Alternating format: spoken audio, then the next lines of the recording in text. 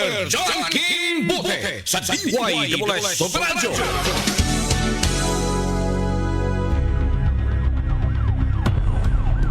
Paspas ang dagang saknaan, minunot usab ang pagitib sa mga balita. Way huno nga mga personahe sa News and Public Affairs Department sa paghagpat sa mga balita gikan sa pagkaumol nini ngadto na sa labing uwahing kalambuan sa balita ug paghatod ini kaninyo pinaagi sa Double S News Roundup. Double S News Roundup ang hiniusap paghatod sa balita karon ug makalambuan nini dinhi sa Double S News Roundup.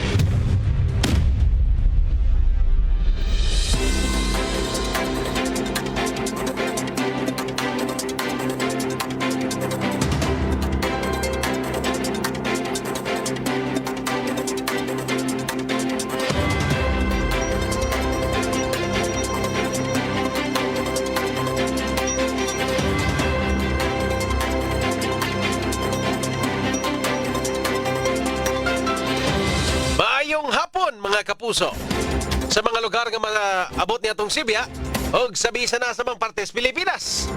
Welcome to sa laing edisyon ng atong tulumanon, inyong tulumanon mga kapuso, ang Double S News Roundup.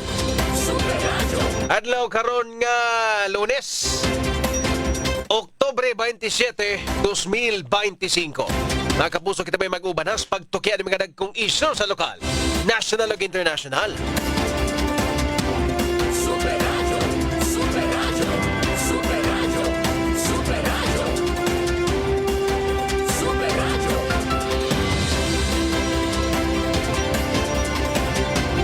Mga kapuso, kini ang inyong ubos na lagad sa kahanginan, Super John Kim Patindol Bote. Ug para sa mga nag-unang balita karong adlaw mga kapuso, Super Radio Local News.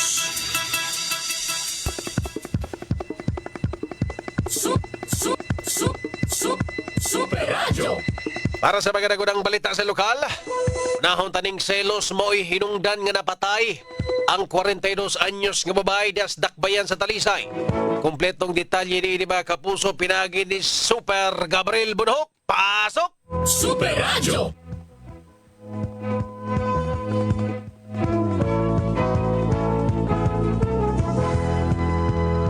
Super Gab? Super Gabriel, mag-update ni mga kapuso regarding ni ining babae nga napatay. Super Gabriel!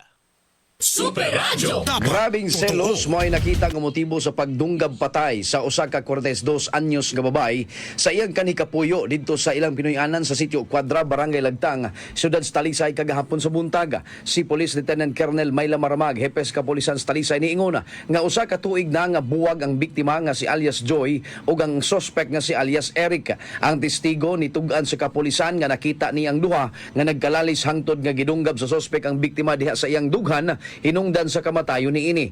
Asoy pa ni Maramag nga nahibaw-an sa suspect nga dunay laing gikarelasyon ang biktima hinungdan sa panaglalis og niresulta sa pagdunggab. Matod pa ni Maramag nga nagpabilin nga naara dinhi sa Sugbo ang suspect og siya nanawagan ni ini nga mutahan na lang sa iyang kaugalingon og atubangon ng kaso. Gikatakda nila kini nga pasakan og kaso nga homicide pero posible kini nga himuon nga murder kung ang pagpatay maestablisar nila nga giplanuhan gyud kini. Ang duha adunay upat ka mga anak nga pulos na sab mga dagko.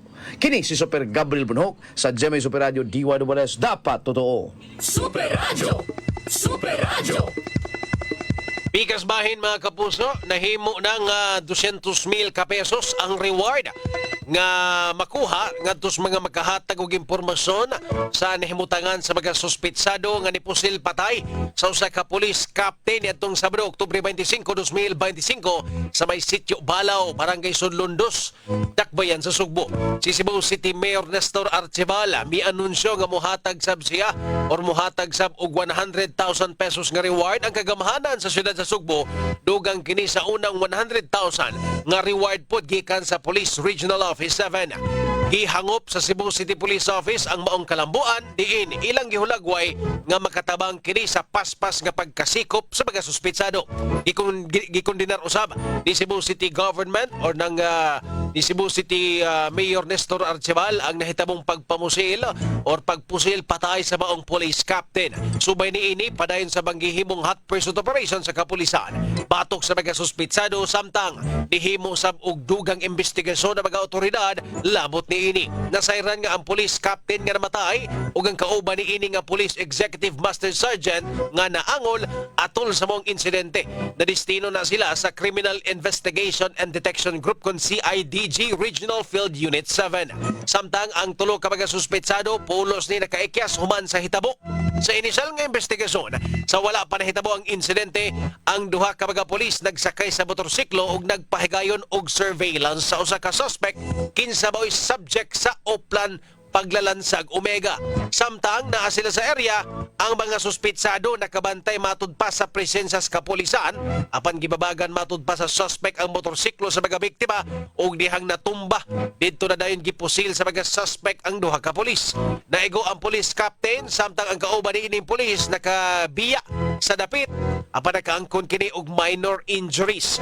Ang suspitsado positibong giila sa mga saksi nga nagpuyo sa maong dapit. Super Tanking Bote sa Double S. Double S News Roundup.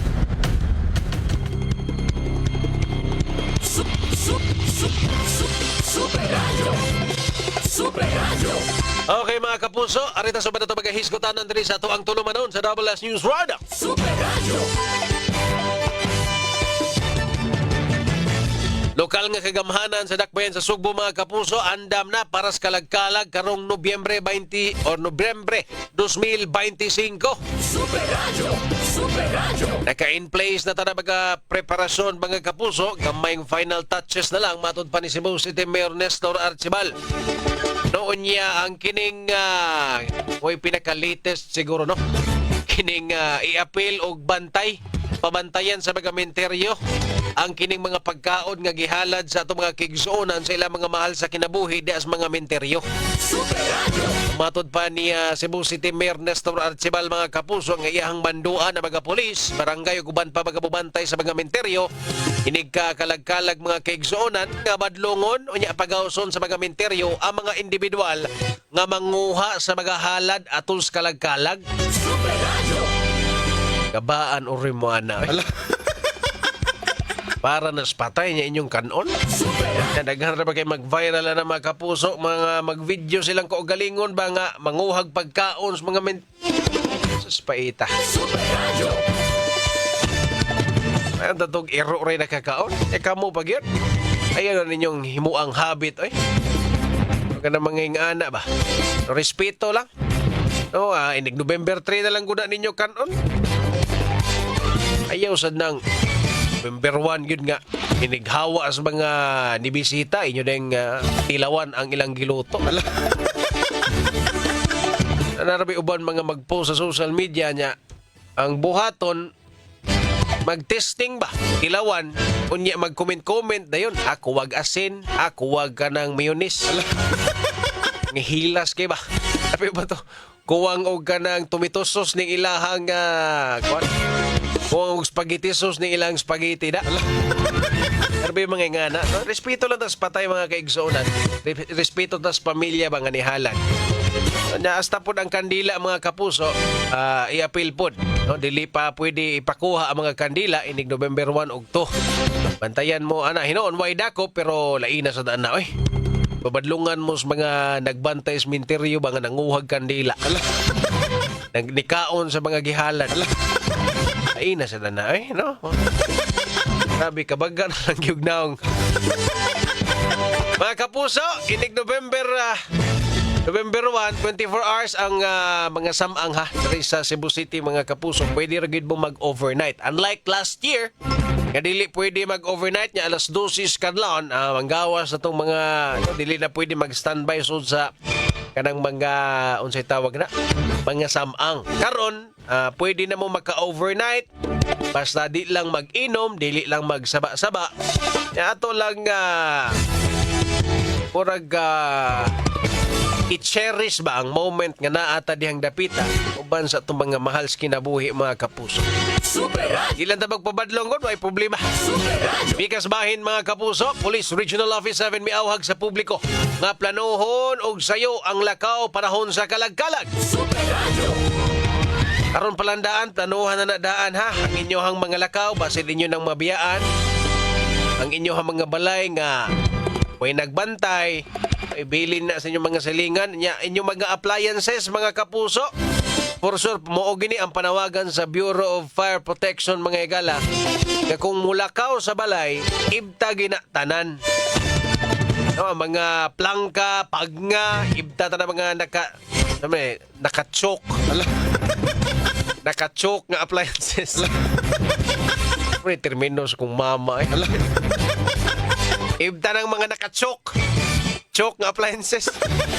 Para di ta makakuan ba? Di mo makanang ganing walay laing source ang sunog mga kapuso.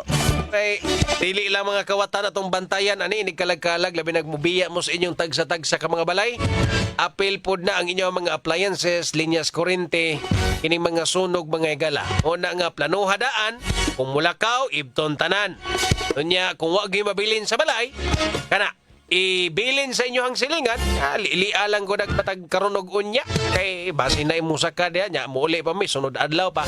So at least ba naay makabantay ang mga silingan nga di pod mulakaw. At least aware sila ba nga wala mo diha. At least kung naay mga kasikasod sa inyong balay ay ma-report dayon or malili nila kung unsay naa diha. Super Radio. Bigas bahin mga kapuso.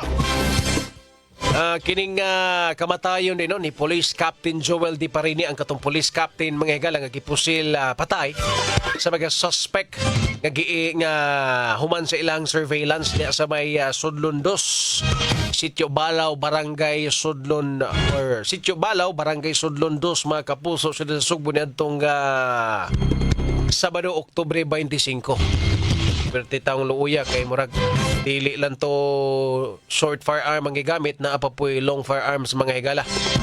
No, ang suspect nga si Manto nakasibat human sa maog panghitabo murag ang istorya ni murag nasunog man sila.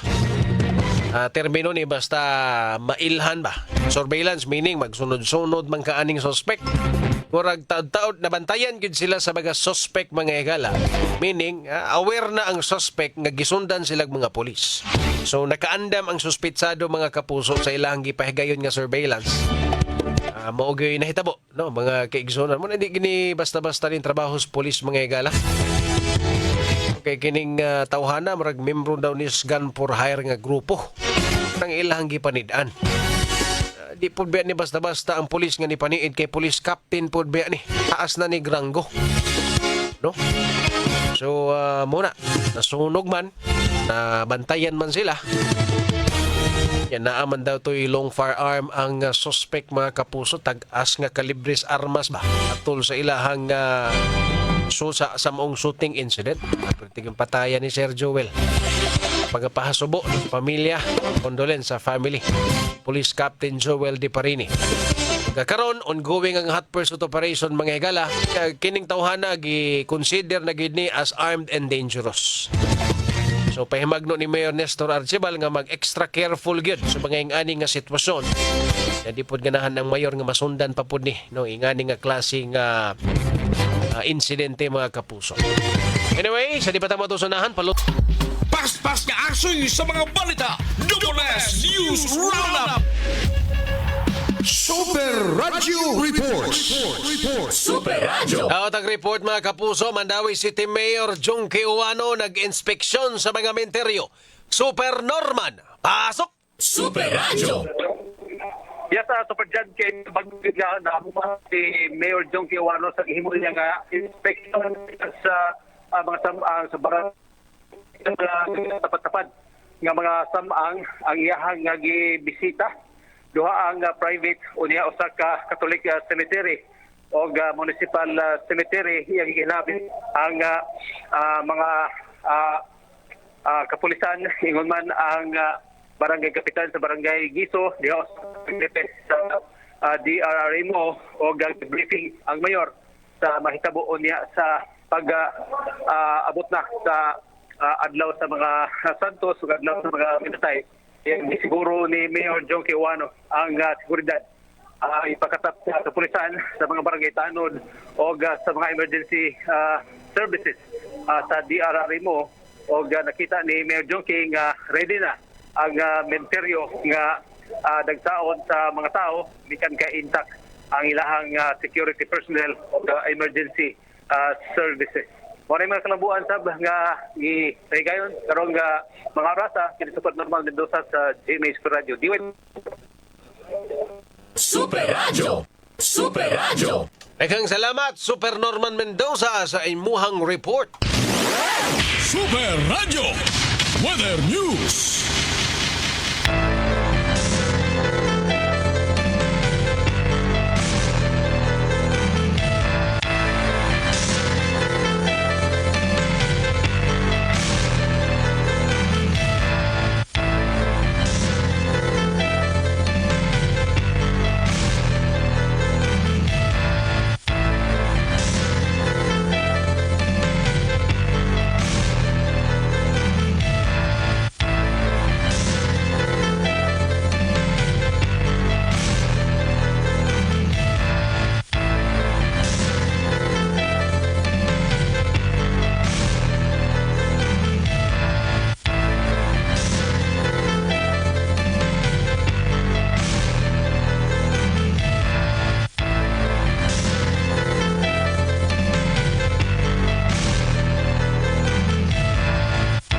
Mga kapuso, medyo busy ang linya sa Pag-asa Mactan.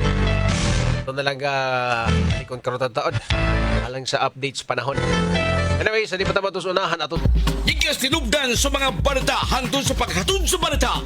Labas ang ulan ninyo kining madungog dinhi sa WS News Roundup.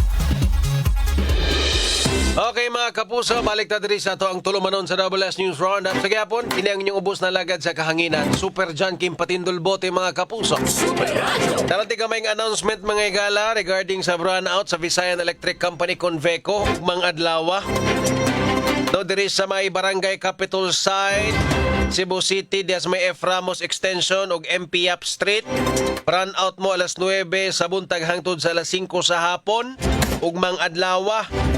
Unya alas 9 sa buntag alas 5 sa hapon diri sa may Pook ug Biasong. Talisay City, Pook Biasong brownout mo alas 9 sa buntag alas 5 sa hapon. Alas 9 sa buntag alas 5 sa hapon 8 ka oras brownout sa Upaw Mandawi City. Dadapitas may G1 Street. Take note mo ha. Nya alas 10 sa gabi hangtod sa alas 11:30 sa gabi sa kaoras og tunga rani nga brownout di sa Bag-1 sa Torme Street, AB Aznar Street, J. Alcantara, M. Oison, Orhilio ug P. Del Rosario Street mga kapuso. Alas 9 sa buntag hangtod sa alas 5 sa hapon 8 ka oras nga brownout Kansohong, Talisay City, di dapita sa may Arrabaya Road. Alas 9 sa buntag, alas 5 sa hapon, brownout sab ang Lanas ug Uling sa Naga City, sa Naga Uling Road. Alas 9 sa buntag hangtod ala 1 sa hapon, brownout dadapita sa may Barangay San Roque, Cebu City mga kapuso, dadapita sa may VH Garces Street. Unya alas 9 sa buntag, alas 5 sa hapon, Barangay Mohon, Talisay City, diya sa may Fidel Bus Street. Alas 9 to alas 5 sa hapon. Ugmang adlaw na tanan akong gipang mention. Unya, Tuesday hangtod Wednesday, alas 11 sa gabi sa Martes, hangtod sa alas 4:30 kadlawon sa Miyerkules. Brownout sa Sambag 1, Sambag 2, Orhilio, Aznar, Uytingsoy Street, Ascension Street, Jones Avenue ug Osmeña Boulevard mga kapuso. Super Radio. May mga brownouts, mga kaigsuunan sa Visayan Electric Company. Apa, anda mo daan mga kapuso. Kay kasagaran ani, kuan man upgrade sa primary line, sa pamani, installation of distribution transformers, uban pa. Mostly upgrades mga kapuso. Ranindot nga linyas kurente mga igan. Kita maglangan, arita sa tumaga hisgotanan. 2 minutes na lang. Ala. Kapuso, ang mga negosyantes Pilipinas, mga higala, ipo na. Ang matod pa, hinay, tugay, nga klase sa investigasyon, may labot sa flood control issue. Taod-taod na kuno, since gimenso ni Presidente Ferdinand Bongbong Marcos Jr., ang mahiya naman kayo, murag yung, sadyang na-mention na niya, taod-taod na ba ya? No? Magtulo na siguro ka buwan. Hinay ko no, nahinaya na nga to ang mga negosyante. Imagine, mga negosyante na mga kapuso, ha? Isita na ang presidente, okay ra mo, ha? Kana administrasyon, okay ra mo anang sitahon mo. Nya kini di basta-basta nga mga negosyante, mga kapuso, ha? Katog yung mga dagkong korporasyon. Nahinaya na sa investigasyon. Well, kung unsay tubag sa administrasyon, normal, ginipinsahan. O daw hinay, kay nag-agi og due process, mga kapuso. No?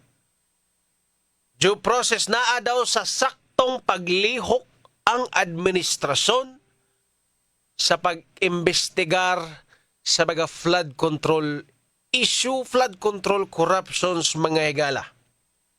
No? Matod gi usa-usa to ni Auntie Claire ang mga nabuhat na daw. Na daw yung mga bulletin lookout. Freeze order sa mga kabtangan nga posibleng involved sa flood control. No? Unsa pa man to, naka-file na kunog kaso. Asa ato? So kana mga kapuso daw ang nabuhat sa administrasyon, mga higala. May labot sa issues corruption sa flood control. If kamo'y pangutanon, saman, okay ra ba? Ako, nahinayan ko eh. Pero yung hinaya, para na ko, pirtig yung hinaya, mga kapuso, niya, considering na ay mga witness ba? Na ay mga kontraktor nga nitugan, under oath, nanumpa na. Under oath. Nanumpa kung kinsa to mga tao nga involved. Diskaya pa lang alone, 17 na kabaga kongresista ang ginganlan. Pero hayman. Ahaman. Ahaman. Naapay investigasyon nga patago, sila ray na kaibaw. No nya, gipanghambog nga nang freeze na daw sila sa mga assets. Ang mga kontraktor sad. Ang katong mga congressman wagin maapil. Ya, bulletin lookout.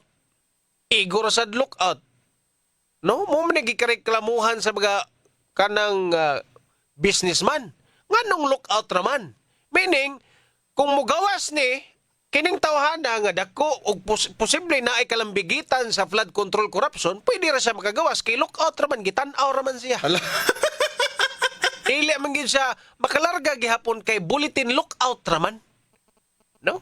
O dili kapugong, dili na itong mapugngan ang usa ka congressman nga mulakaw or tao nga mulakaw nga posibleng involved sa flood control issue kay bulletin lookout raman. Ara mo taman. No? Kila na kaadlaw, duha na ka buwan, mga kapuso. Sus, Ginoo ko. Pero kung nagani mangawat og mangga dias unahan, engineer. Gani masakpan nga mang snatch, sus, pertim paspasa makadag-file og kaso, mapriso. Ini binilyon, posible trilyones pesos pa. Dugay, kay. Kung gingon, ilisi na ninyo, si Trillanes, paspas kay nakadag-file og kaso ni Duterte og sa iyang mga batos nilang Senator Bongo. May pasya na lang siguro itong pag-imbestigaran o yung mag-lead investigator na engineer.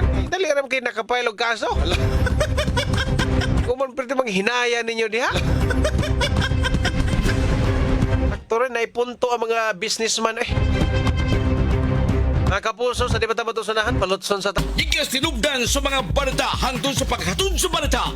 Labas ang una ninyo kining madungog dinhi sa Double S News Roundup. Okay mga kapuso, pasensya kayo ha. Bawi ko ninyo ugma. Di na ko mabasa na inyong mga mensahe. Okay, grabe yung overtime. Sige hapon, kini ang inyong ubos na lagad sa kahanginan. Super John Kim Patindulbote. At ang 24 oras mo, sunod na. Ngayong gabi mga kapuso, dagang salamat mga kapuso. Dapat totoo. Ang balita karon ug kalambuan sa mga balita ang naglangkog sa Double S News Roundup.